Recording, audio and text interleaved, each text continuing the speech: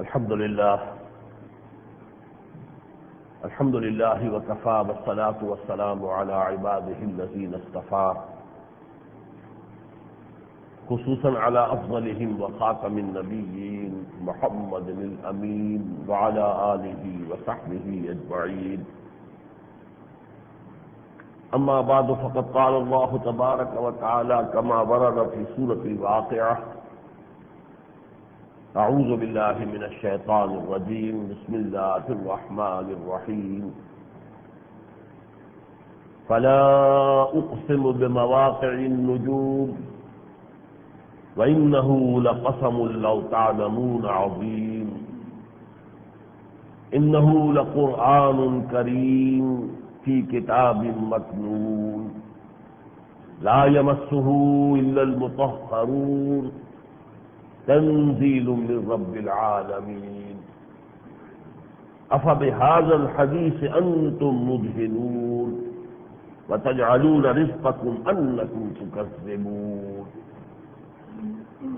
وقال عز وجل كما ورد في سورة الجمعة: مثل الذين حملوا التوراة ثم لم يحملوها كمثل الحمار يحمل أسفارا بئس مثل القوم الذين كذبوا بآيات الله والله لا يهدي القوم الظالمين. صدق الله العظيم. وعن عمر بن الخطاب رضي الله تعالى عنه قال قال رسول الله صلى الله عليه وسلم: إن الله يرفع بهذا الكتاب أقواما ويضع به آخرين. رواه الإمام مسلم رحمه الله. وعن عثمان بن عفان رضي الله تعالى عنه قال قال رسول الله صلى الله عليه وسلم: خيركم من تعلم القرآن وعلمه. رواه الإمام البخاري رحمه الله. رب اشرح لي صدري ويسر لي أمري واحلل عقدة من لساني يفقهوا قولي. اللهم ربنا ألهمنا رشدنا وأعذنا من شرور أنفسنا. اللهم ارحمنا بالقرآن العظيم. اللهم اجعله لنا إماما ونورا وهدى ورحمة. اللهم ذكرنا منه ما نسينا وعلمنا منه ما جهلنا وارزقنا تلاوته آناء الليل وأطراف النهار واجعله لنا حجة يا رب العالمين آمين. حضرات، سانحہ کارگل پر مرثیہ خوانی کافی ہو چکی ہے. میں نے پچھلے دونوں جمعوں میں اپنا مکمل خطاب اسی موضوع پر رکھا. خلاصہ یہ ہے کہ واقعتاً جیسے علامہ اقبال کو مشہور شعر ہے: جب ان کا جہاز گزر رہا تھا سسلی کے پاس سے، جزیرہ صقلیہ، عربوں کے ہاں اس کا نام صقلیہ تھا، تو دل میں ایک پھونک سی اٹھی ان کے. انہوں نے جو اشعار کہے ہیں: رولے اب دل کھول کر اے دیدہ خون آبا بار، وہ نظر آتا ہے تہذیب حجازی کا مزار. تو واقعہ یہ ہے کہ پاکستان کی عزت اور اس کا وقار اور اس کی خود اعتمادی کا مزار بن چکا ہے. اب اس پر جو جتنا چاہے رولے. صورتحال کیا ہے؟ اب کجا تاب کجا، کہاں سے کہاں پہنچ گئے. جب پاکستان قائم ہوا پوری دنیا میں سب سے بڑا مسلمان ملک تھا. ایک تہلکہ مچا تھا کہ اسلام کے نام پر ایک ملک وجود میں آ گیا ہے. بہت بڑا واقعہ تھا. لیکن یہ کہ سن 71 میں ہم 2 لخت ہوئے، لیکن 2 لخت ہو کر ہماری مانوی حیثیت 1/2 نہیں ہوئی، 1/10 ہو گئی. فرق جو ہے وہ اس اعتبار سے نہیں ہوا کہ آدھا ملک چلا گیا آدھا رہ گیا، تو ہماری مانوی حیثیت بھی آدھی تھی 1/10 میں. اور اب جو صورتحال ہوئی ہے کم سے کم بھارت کے مقابلے میں ہماری حیثیت 0 ہوگی. بہرحال اس پر جو بھی احتجاج کی لہریں ہیں وہ تو اٹھنی شروع ہو گئی ہیں. ان چیزوں کا اتنا گہرا شعور ہمارے عوام میں نہیں ہوتا کہ فوری طور پر کوئی ایک ابال اور کوئی بڑا ایک جو ہے رد عمل سامنے آتا. عوام کی اکثریت اپنے دو وقت کی روٹی کے چکر میں ہے، انہیں ان چیزوں کی فکر ہی نہیں، بلکہ اس کا ان کے پاس موقع ہی نہیں۔ لیکن بہرحال دینی جماعتیں بھی ہیں اور سیاسی جماعتیں بھی ہیں، ان کے لیے تو ایک موقع تھا جس کو میں نے کئی مرتبہ کہا کہ سیاسی جماعتوں کے لیے، اپوزیشن کے لیے تو یہ تو ایسا ہی ہے کہ جیسے بلی کے بھاگوں چھینکا ٹوٹ جائے، اب سب کچھ جو ہے اس کے رحم و کرم پر چھینکے میں جو کچھ بھی تھا وہ کھائے، ضیافت اڑائے۔ لہذا یہ لہریں اب اٹھ رہی ہیں رفتہ رفتہ۔ چنانچہ تنظیم الاخوان نے سب سے پہلے مظاہرے کیے، جلوس نکالے، پھر پاکستانی عوامی اتحاد کا جلوس نکلا۔ اب پرسوں 25 تاریخ کو سپہر میں 4 بجے جماعت اسلامی کا ان کے قول کے مطابق ملین مارچ ہونے والا ہے، یعنی ان کا دعویٰ یہ ہے کہ 10 لاکھ آدمی ہوں گے، واللہ عالم کتنے ہوتے ہیں، لیکن بہرحال بڑا ہوگا۔ پھر 28 تاریخ کو پاکستان عوامی تحریک کا ارادہ ہے اور وہ کوئی اپنا شو آف فورس بہرحال وہ بھی اپنے بھرپور طریقے پر کرے گی۔ پھر 4 اگست سے آ گئی ہے خبر کہ پیپلز پارٹی ایک پارٹی کی حیثیت سے، وہ عوامی اتحاد جو ہے وہ تو علیحدہ ہے، اس میں تو ہو چکا مظاہرہ جو ہے، لیکن اب پیپلز پارٹی اپنی جماعتی حیثیت میں 4 اگست سے ریلیاں نکالنی شروع کرے گی۔ ابھی تو یہ لہریں علیحدہ علیحدہ ہیں، اس لیے ان میں سے کسی کی بھی کوئی وہ حیثیت نہیں ہے کہ حکومت وقت کے لیے فوری طور پر خطرہ بن جائے۔ تو اندازہ یہ ہے کہ وقت کا کی ڈکٹیٹ آئے گی، وقت کا تقاضا سامنے آئے گا اور ان لہروں کو مرج کرنا پڑے گا، یہ کولیپس ہوں گی، ملیں گی ایک دوسرے میں اور پھر یہ ایک بڑے طوفان کی شکل اختیار کر سکتے ہیں۔ نتیجہ کیا نکلے گا میں اس پر تفصیل سے بات کر چکا ہوں، آج میرا یہ موضوع نہیں ہے، لیکن یہ کہ مختصر ترین الفاظ میں تاریخ کے جو چکر ہم کھا چکے ہیں پاکستان کی تاریخ کے دوران، ایک اور چکر، ایک تحریک چلی، بڑی تحریک چلی، پی جے پی اور ڈیک اور نہ معلوم کیا کیا، پی ڈی ایم، ایوب خان کا اقتدار جو ہے زوال پذیر ہو گیا۔ پھر تحریک چلی، بڑی تحریک چلی، بھٹو صاحب کا اقتدار ختم ہو گیا۔ پھر ایم آر ڈی کی تحریک چلی، کچھ اور ہوا، ضیاء الحق صاحب مجبور ہوئے کہ رفتہ رفتہ مارشل لا کو ختم کر کے سویلین رول لے آئے۔ یہ تاریخ جو ہے ہمارے چکر کھاتی ہے، لیکن اس سے کوئی جس کو کہا جائے پاکستانی قوم کی حالت میں یا پاکستان بحیثیت ملک کی حالت میں کبھی آج تک کوئی بہتری کی شکل پیدا نہیں، بلکہ ہر چکر کے بعد آنے والا دور پہلے سے بہتر اور کمتر اور بدتر ہوا ہے۔ ایوب خان کے زمانے میں انڈسٹریلائزیشن ہوئی تھی، بہت اچھی ترقی ہوئی تھی صنعت کی میدان میں، اس زمانے میں وہ واقعہ یہ ہے کہ اس وقت دنیا میں چند سیاستدان سے بہت قداور، ان میں سے ایک وہ شمار ہوتا تھا۔ صدر ناصر بھی بڑے قداور آدمی تھے، صدر ڈی گول بڑا قداور آدمی تھا، تو ہمارا بھی فیلڈ مارشل چاہے کاغذی تھا لیکن یہ قداور تو تھا ہمارا۔ اس کے بعد بھٹو کا دور آیا، پھر بھی اس کے اندر ایک غنیمت تھی، انٹرنلی وہ فیل ہوا بری طریقے سے، لیکن عالمی سطح پر عالم اسلام میں وہ ایک بہت بڑے سیاستدان اور یوں سمجھیے کہ جو شاہ فیصل شہید کی آنکھوں کا تارا بن چکا ہو، اس کی جو حیثیت تھی بین الاقوامی سطح پر، اس کا تو اندازہ ہے۔ پھر جو حالات ہوئے اب جو ہے اس سے کسی خیر کی امید نہیں، اندیشہ یہ ہے کہ اب وقت لگے گا، جیسے کہ ایوب خان کے زوال میں وقت لگا، اچانک نہیں ہوا، اس لیے کہ وہ ایک آمریت مطلقہ سے پھر اعلیٰ تھا، نیچے اترنا تھا۔ بھٹو کا دور حکومت بہرحال ایک جمہوری دور حکومت تھا، شکل کے اعتبار سے، نظم کے اعتبار سے، اس لیے وہاں تبدیلی فوراً ہو گئی، ایک ہی پی این اے کی تحریک اٹھی اور اسے وہی بہا کے لے گئی۔ اب چونکہ پھر ایک آمریت ہے، یہ سول آمریت ہے، یہ آرمی کی آمریت نہیں ہے، لیکن جس طریقے سے کہ ہماری پارلیمنٹ جو ہے وہ گویا کہ جیب میں ہے نواز شریف صاحب کے، اور سارے ادارے بھی انہوں نے پوری طریقے سے قابو میں کر لیے ہیں، تو ایک آمریت ہے، اس وقت سول آمریت ہے، لہذا یہ وقت لگے گا اس کے اندر، لیکن یہ کہ بہرحال جیسا کہ میں نے کہا ہے اگر یہ تمام لہریں جو ہے مل کر ایک بڑا دھارا بن گئی تو پھر یہ کہ اس کی حکومت کا خاتمہ ہوگا، لیکن اندیشہ یہ ہے کہ اس مرتبہ شاید کیونکہ جہادی تحریکیں جو ہے وہ انوالوڈ ہیں، ایسا نہ ہو کہ کوئی باہمی خانہ جنگی اور خوریزی ملک کے اندر شروع ہو جائے۔ یہ گویا کہ خوفناک تر صورتحال ہوگی جو اب تک کے جتنے چکر تھے ان میں پیدا نہیں ہوئی ہے۔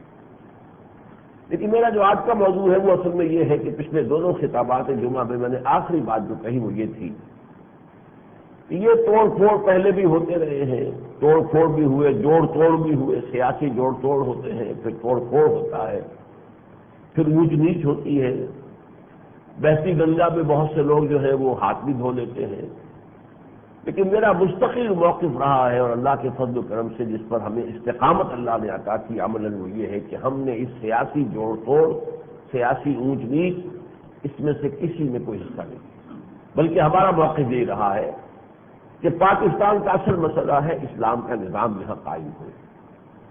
اسی کو تحقیق سے ساری یہ شاخیں پھوٹی ہیں، ایک جڑ ہے جس سے کہ بہت سی شاخیں ہیں، اخلاق کا دیوالیہ نکلا، قوم قومیتوں میں تقسیم ہو گئی، مالی جو ہے بحران آتا چلا گیا، یہ ساری چیزیں جو ہے در حقیقت اسی شجرہ خبیثہ کی شاخیں ہیں۔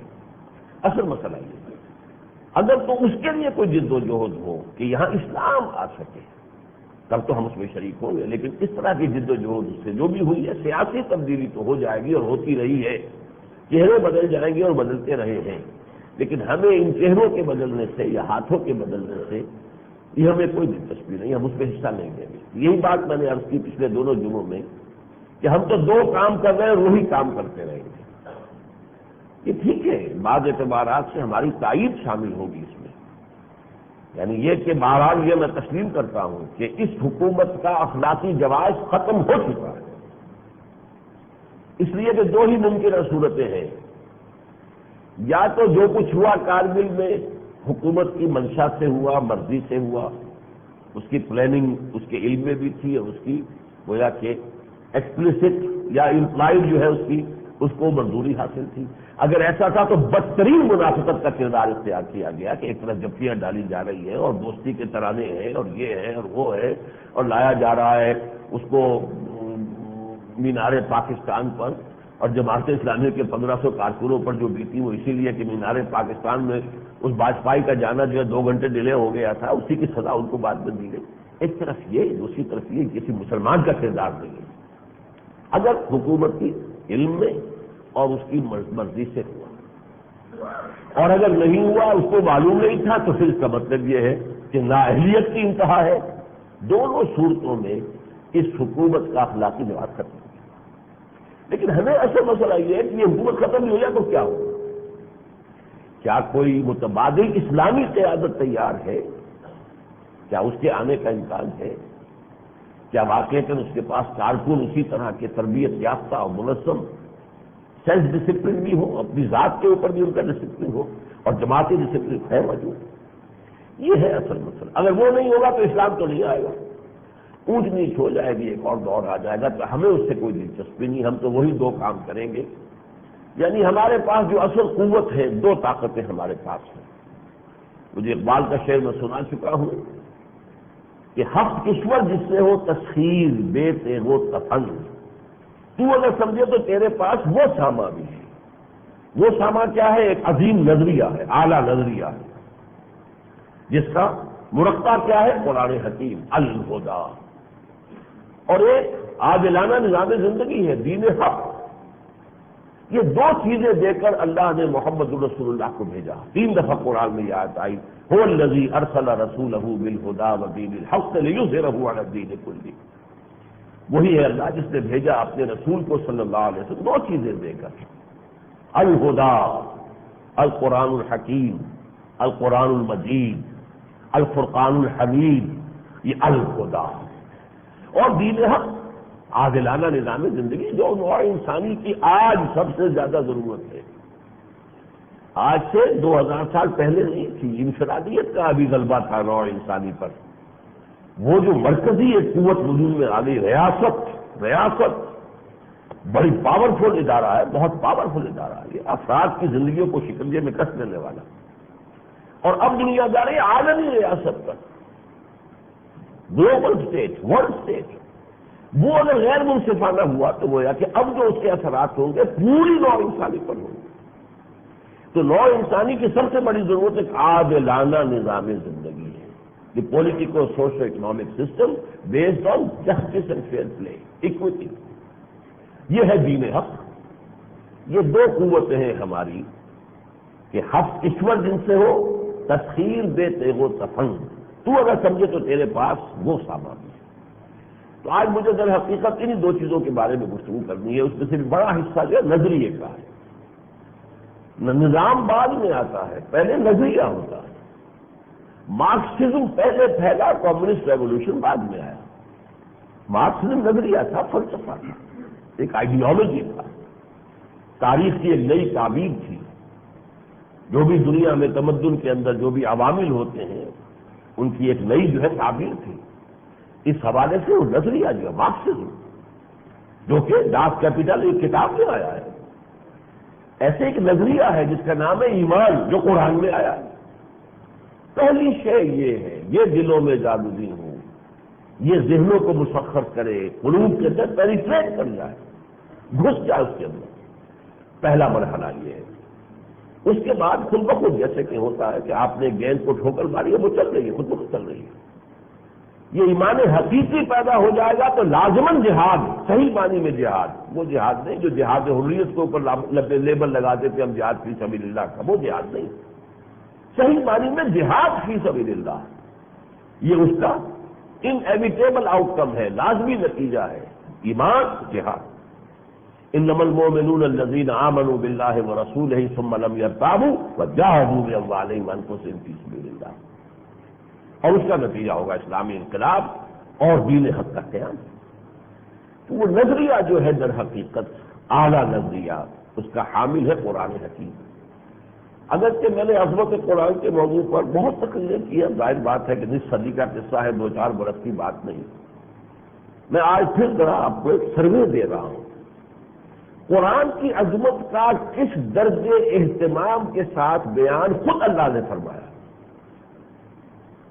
اور ایک عجیب سے ترتیب میرے سامنے ہے. ان میں سے ہر مقام پر میرے مفصل خطابات جو ہیں ان کے کیسٹس موجود ہیں، ریکارڈ پر ہیں. میں صرف اس وقت ترجمہ کروں گا تھوڑی سی وضاحت کے ساتھ. ایک آیت، پھر 2 آیتیں، پھر 4 آیتیں، پھر 6 آیتیں، پھر 8 آیتیں، اگر اللہ مجھے وقت دے دے. ایک آیت سورہ حشر کی جس میں کہ قرآن کی فی نفس ہی عظمت کیا ہے. فی نفس ہی کسی شے میں کوئی عظمت ہے، اس سے افادیت کسی کو پہنچ رہی ہے نہیں پہنچ رہی، یہ دوسری بات ہے. لیکن فی نفس ہی جو ہے وہ فرمایا گیا لو انزلنا هذا القرآن على جبل لرأيته خاشعا متصدعا من خشية الله. اگر ہم نے اس قرآن کو کسی پہاڑ پر اتار دیا ہوتا تم دیکھتے کہ وہ جھک جاتا، دب جاتا، پھٹ جاتا اللہ کے خوف سے. یہ ہے اس کی تاثیر. جو تجلی ذات باری تعالیٰ کی تاثیر سورہ اعراف میں آئی ہے کہ اللہ تعالیٰ نے فلما تجلی ربہ للجبل، حضرت موسیٰ کی فرمائش پر اللہ نے فرمایا تو سب تم مجھے نہیں دیکھ سکتے، لن ترانی ولکن انظر الى الجبل فإن استقر مکانہ فسوف ترانی. ذرا پہاڑ کو دیکھو اور اپنی تجلی ڈالیں گے، اگر وہ کھڑا رہ جائے، سہ جائے ہماری تجلی کو، تو تم بھی سمجھنا کہ ہمارا مشاہدہ اور ہمارا دیدار کر سکتے. پھر اللہ نے فلما تجلی ربہ للجبل، جبکہ پہاڑ کا معاملہ ہوا تو پہاڑ کی کیفیت کیا ہوئی؟ پہاڑ پھٹ گیا، ریزہ ریزہ ہو گیا. وخر موسیٰ صاعقہ، بالواسطہ تجلی باری تعالیٰ کا مشاہدہ کر رہے اور اس کے نتیجے میں بے ہوش ہو کر گر گئے. یہی تاثیر اس کی ہے. اس سے اندازہ کیجیے، تفصیل میں جانے کا وقت نہیں ہے. از روئے فرمان الہی، یہ تاثیر ہے اس کے کلام کی. دوسرا پہلو ہوتا ہے افادیت کا پہلو.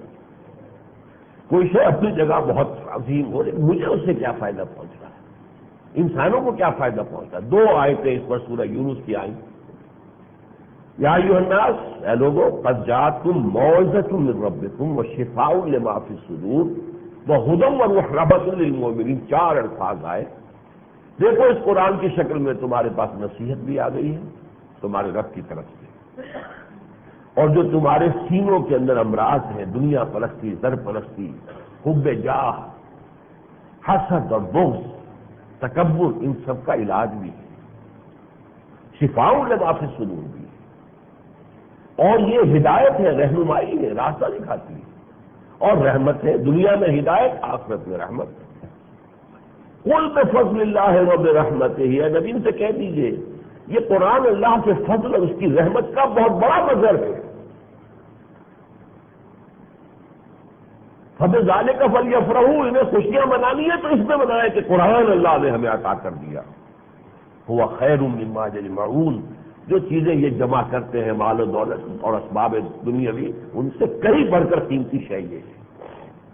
یہ ہے قرآن کی تاثیر کے حوالے سے لوگوں کی افادیت۔ یہ موعظہ بھی ہے، شفاء لما فی الصدور بھی ہے، دنیا میں ہدایت بھی ہے، آخرت میں رحمت، اور اللہ کے فضل اور اس کی رحمت کا سب سے بڑا منظر بھی ہے۔